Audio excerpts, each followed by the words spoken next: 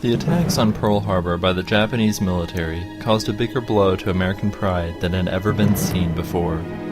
It propelled America into war against Japan that would end in unthinkable destruction.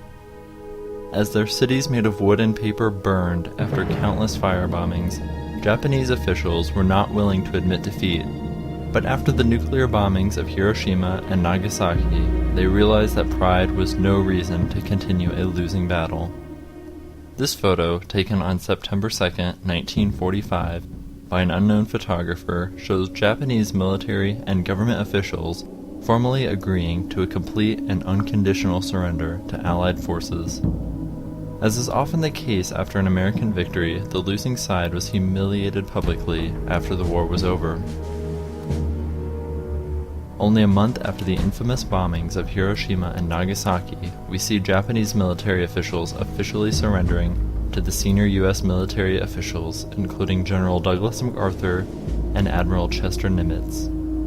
Even after American forces had devastated Japan, they demanded that Japanese delegates agree to a complete and unconditional surrender, but were careful enough to say that the Japanese people would not be enslaved as a race or destroyed as a nation.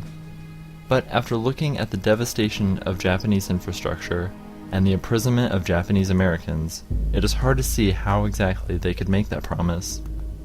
This surrender ceremony was meant to invoke a sense of American pride. Pride that they had finally defeated their adversary, pride that they had won the war, pride that they had devastated and humiliated their enemy.